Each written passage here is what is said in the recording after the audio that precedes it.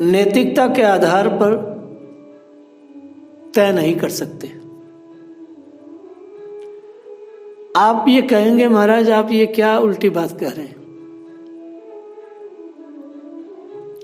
जिंदगी, संपूर्ण जिंदगी नैतिकता के आधार पर नहीं चलती।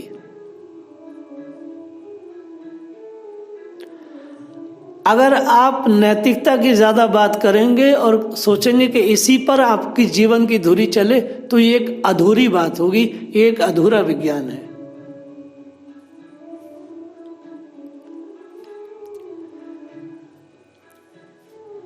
जीवन संपूर्ण नैतिकता के आधार पर नहीं जी जाती, बल्कि जीवन को उपयोगिता और कारागर तरीके से जिया जाता है। अगर नैतिकता की बात करेंगे तो आप सांस भी ना ले पाएंगे, आप चल भी ना पाएंगे। कारागार तरीके से जीवन को जिया जाता है। जीवन की जो उपयोगिता है उनको नजर रख के जिया जाता है। जब हम जीवन के हर क्षेत्र में, जीवन के हर क्षेत्र में अगर नैतिकता का नजरिया रखेंगे तो फिर हम जीवन के गहरे आयामों में कभी न जा सकेंगे और हमारा भय बना रहेगा। ये जो भय है फिर ये हमें आगे न जाने देगा, गहराई में न जाने देगा। हम डरे डरे रहेंगे। दुनिया का दृश्य पूर्ण मानव नहीं है परंतु पूर्ण जीवन है।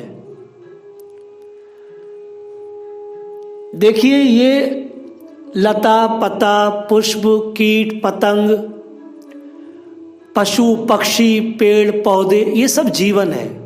ठीक है। पतंग से लेकर के, पतंगा से लेके, कीट से लेकर के ब्रह्मा तक एक जीवन है। यहां तक कि आपके सिर में जुएं हो जाती हैं, वह भी जीवन है। आपके शरीरों में बहुत सारे वायरस हैं, वह भी जीवन है। अभी ताजी ताजी कोरोना वायरस है, वो भी जीवन है। लेकिन ये जीवन है मगर ये मनुष्य नहीं है। कण कण में जीवन विद्यमान है मगर कण कण में मनुष्यता नहीं है। मनुष्यता तो मनुष्य यंत्र में ही है।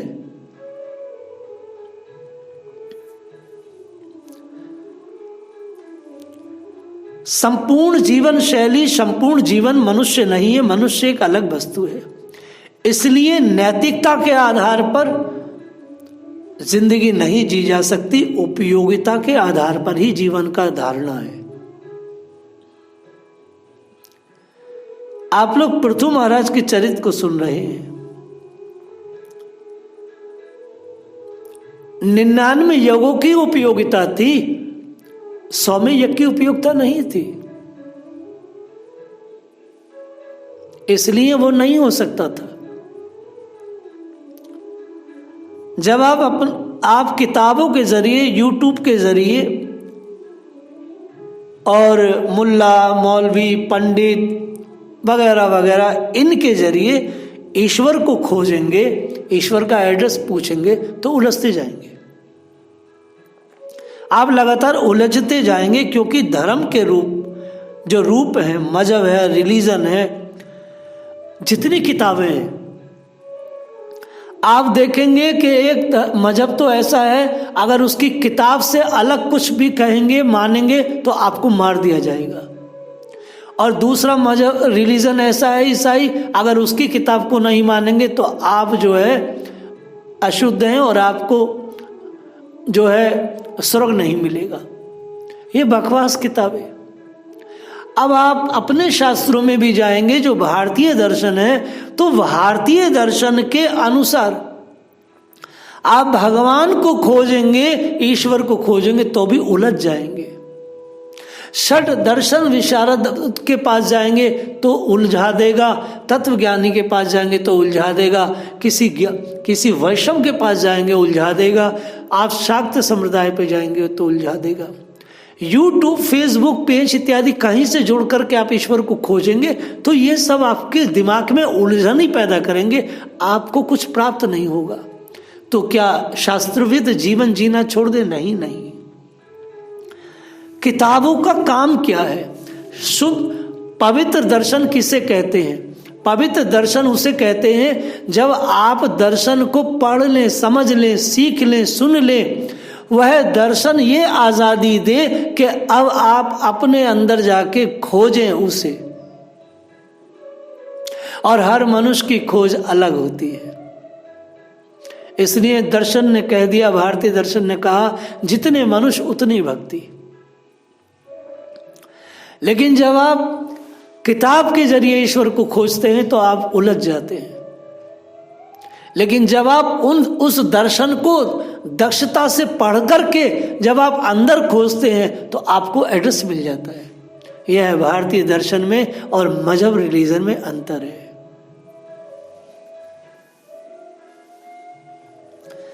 किताबें केवल संकेत देती हैं, वो पूर्णता नहीं देती हैं, क्योंकि इसलिए हमारे दर्शन ने कह दिया नेति नेति नेति।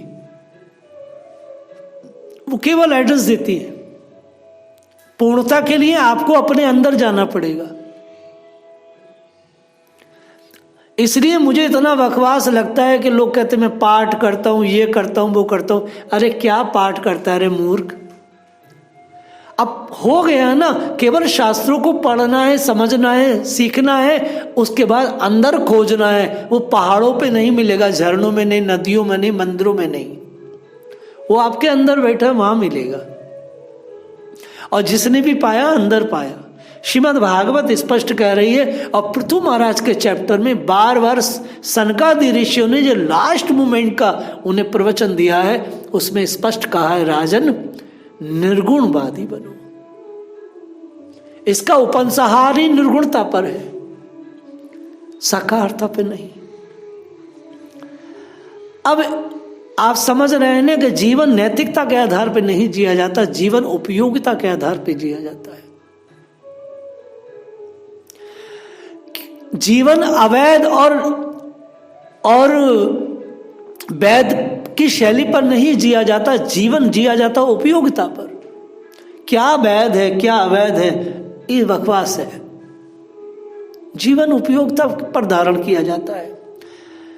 अब देखिए एक और आप समझिए गहराई से, मछली को जाल में डालकर फंसाया जाता है। कल एक व्यक्ति ने मैंने उससे प्रश्न पूछा तो उसने मुझे कुछ बताया, उसका जवाब है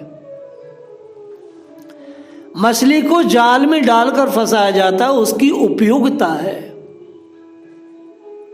मछली की उपयोगिता है इसलिए फंसाया गया है। अरे उसे जीने जो, नैतिकता का आधार तो यही कहता है उसे जीने दो ना समुद्र में। नहीं, वह अधिक दिन तक समुद्र में रहेगी तो बहुत वजन वाली हो जाएगी और उसका वजन वाला होना उसके जीवन के लिए बहुत ही निरर्थक सिद्ध होगा। जैसे भीष्म पितामह का उनके पिता के द्वारा जो आशीर्वाद था कि मृत्यु इच्छा का वरदान, वो निरर्थक सिद्ध हुआ। बाणशैया पे सो रहे हैं, वो निरर्थक था। वो वरदान एक बकवास था, उससे कुछ भी हासिल नहीं हुआ।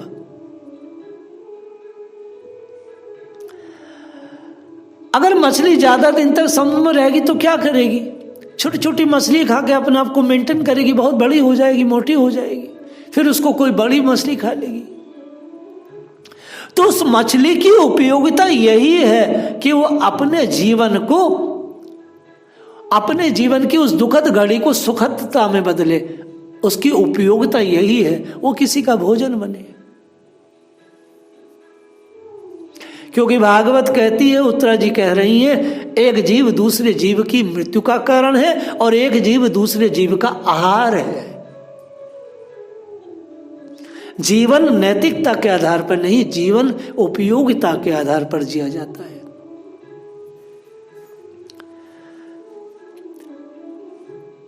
मछली को जाल में डाल के फंसा लिया गया उसकी उपयोगिता के लिए। वैसे ही सत्यवाणी रूप वैदिक जाल में फंसाते हैं कौन?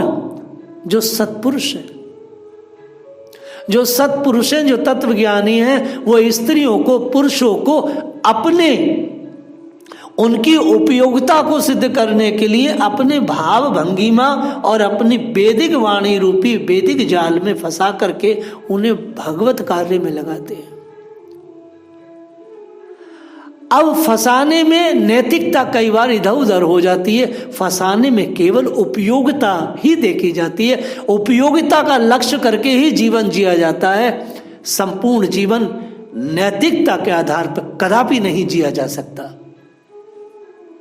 इसलिए कोई अवैध नहीं, कोई वैध नहीं, बात सिर्फ इतनी सी है, उपयोगिता कितनी है,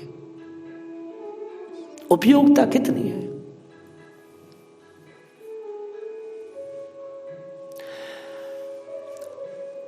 उपयोगिता की सिद्धि करने के लिए जीवन के उस नए गहरे आयाम में, उस परमात्मा के सूत्र तक पहुंचने के लिए इतनी अनिवार्यता नैतिकता की नहीं, जितनी अनिवार्यता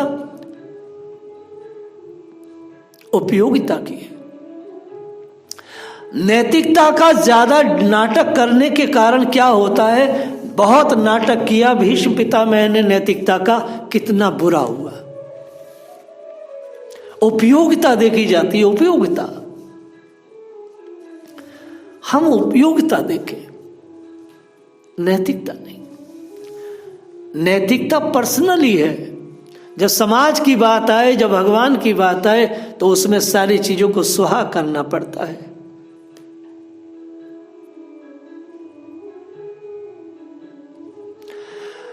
हम लोग विश्व की बकवास संस्कृतियों से अपने लिए अप्रूवल खोजते रहते हैं। ये मैं एक नई बात कह रहा हूं।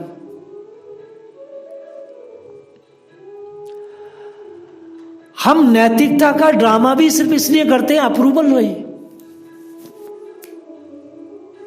लोग हमें माने, लोग हमें अच्छा कहें। भगवान का भजन, भगवान की चीजें, भगवान की श्रेष्ठता बाहर में जाए, लोग हमें अप्रूवल, बस हम अपना अप्रूवल सोचते रहते हैं। लोग क्या कहेंगे, इस पर मैं एक चीज कह रहा हूं। हम इतने बकवास हो जाते हैं अपना अप्रूवल खोजते हुए दूसरे समाज में। एक छोटा सा उदाहरण मैं आपको दे रहा हूं।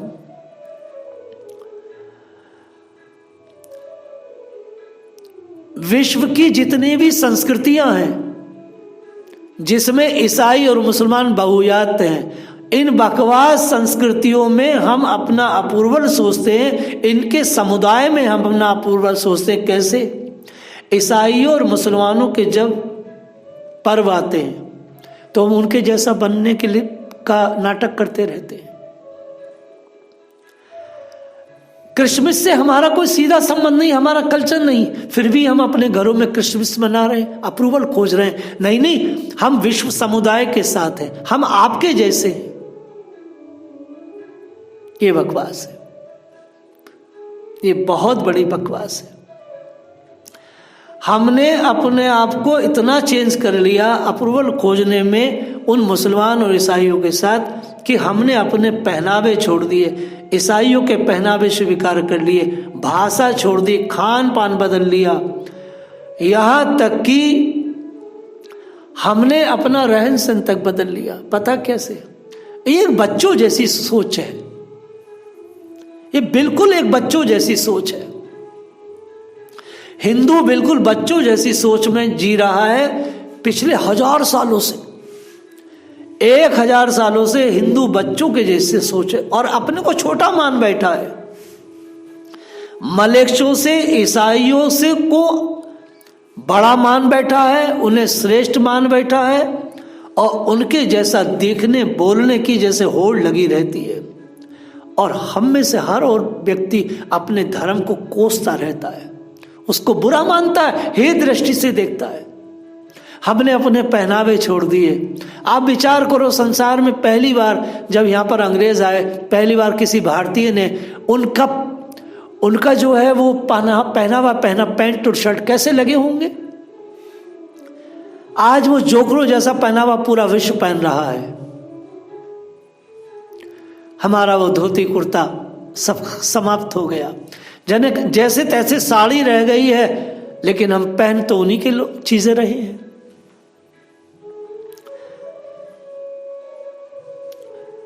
मुसलमानों के सामने, ईसाइयों के सामने अपने को अच्छा साबित करने के लिए हिंदू बच्चों जैसी बकवास सेकुलर धारणा की बातें करता है,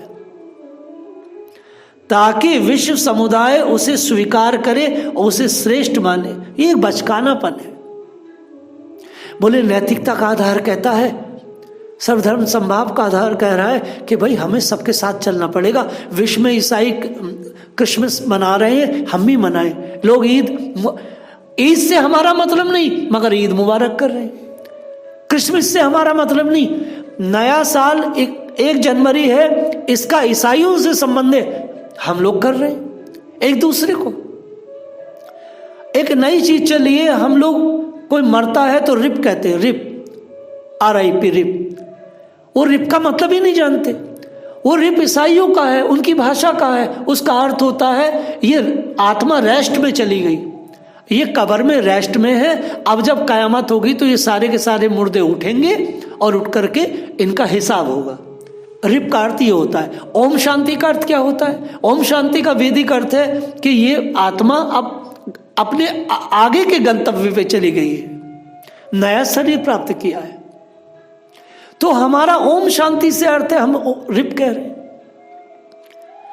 तो विश्व समुदाय की जो बकवास संस्कृतियां हैं, उन संस्कृतियों में जब हम अपने अप्रूवल खोजते हैं, जब हम अपनी नैतिकता के आधार पर फैसले करते हैं, तो हम अपने धर्म से, संस्कृति से, ईश्वर से दूर हो जाते हैं। बहुत दूर हो जाते हैं, बहुत बहुत दूर हो जाते हैं। श्रीमद् भागवत को बहुत बारीकी से अगर आप अध्ययन करेंगे तो आपको बहुत कुछ मिलेगा, बहुत कुछ मिलेगा। अच्छा दिखाने और अच्छा समझाने के लिए, अच्छा प्रस्तुत करने के लिए हम अप्रूवल ढूंढ रहे हैं उन सड़ी हुई संस्कृतियों से जो कुछ नहीं है। मैं ये नहीं कह रहा हूं कि विश्व में और संस्कृतियां हैं, उनसे कुछ सीखा नहीं जा सकता। नहीं, उन संस्कृतियों से सीखा जा सकता है, उन मानव समूहों से सीखा जा सकता है, लेकिन उनके जैसा बोलना, उनके जैसा खान पान करना, उनके जैसे त्योहार मनाना, इससे तो नहीं सीखा जा सकता। अगर हमें सीखना ही है तो इजराइलियों की संस्कृति से सीखें कि कैसे वो छोटा सा देश है और किस तरह अकड़ के रहता है और क्या स्वाभिमान है उसका। अगर हमें सीखना ही है तो जर्मन के नाजियों से सीखें कि वो अपनी भाषा जर्मनी पर कितने मर मिटते हैं, ये सीखें। अगर हमें अमेरिका का पिट्ठू ही बनना है तो अमेरिका से ये सीखना चाहिए कि किस तरह से अमेरिका अपने स्वार्थ के लिए, अपनी संस्कृति के लिए, और जो अमेरिका का एक अपना एक मैनिफेस्टो है जो वो स्वतंत्रता देता है जीव को, हम उस पर सीखें। लेकिन अपनी संस्कृति को गाली देना, अप्रूवल खोजना उन बकवास लोगों में, ये ठीक नहीं है। रिलीजन या मजहब बाहर से आता है और धर्म अंदर की वस्तु है। रिलीजन और मजहब में ये दोनों चीजें ये हैं, बाहर से आती है, ये धर्म नहीं है। धर्म क्या है इसे समझें। जैसे सूर्य, तो सूर्य का जो धर्म है वो प्रकाश देना है। अगर सूर्य उदय होगा और वो अपना धर्म त्यागना भी चाहे तो सूर्य अपना धर्म नहीं त्याग सकता, क्योंकि सूर्य का धर्म प्रकाश देना है। वैसे ही मनुष्य मात्र का जो धर्म है, और सूर्य के अंदर है वो चीज, सूर्य का प्रकाश उसके अंदर है, वो देता है। वैसे ही मनुष्य मात्र का धर्म है, अंदर है, बाहर नहीं है। और कोई भी व्यक्ति धर्म को नहीं त्याग सकता, किसी में सामर्थ्य नहीं है। लेकिन जब वह धार्मिक शुद्ध सनातन मनुष्य जब बाहर का मजहब या रिलीजन स्वीकार करता है तो धर्म पर हिंसा ही करता है। वो वास्तविक धर्म को वो दबा देता है। ये बकवास संस्कृतियाँ जितनी हैं, बकवास किताबें जो हैं, जब वो इनको मानने लगता है तो वो वास्तविक जो धर्म है उससे च्युत हो जाता है। नैतिकता के आधार पर जीवन नहीं जिया जा सकता। वैसे कोई व्यक्ति अपने धर्म को नहीं छोड़ सकता, कोई छोड़ ही नहीं सकता।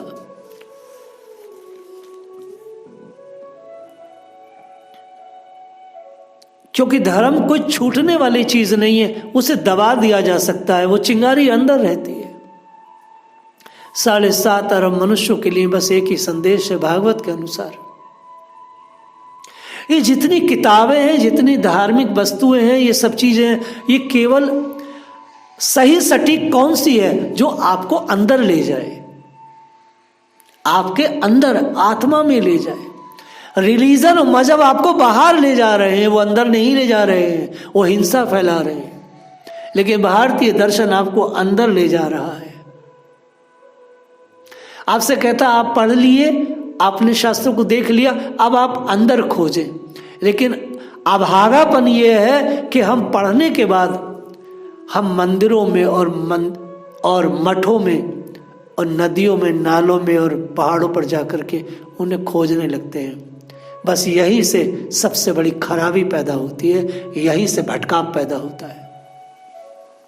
भागवत, संपूर्ण भागवत को अगर आप संप्रदाय के चश्मे से हटा करके पढ़ेंगे तो आपको भागवत अंदर ले जाएगी, बाहर नहीं ले जा सकती। मैं भागवत ही कह रहा हूं।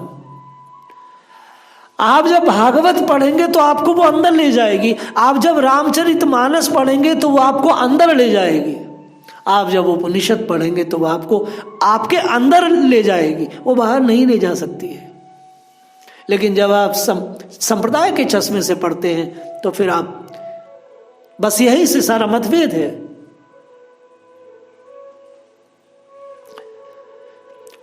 बाकी की चर्चा हम लोग कल करेंगे। जय श्री राधे।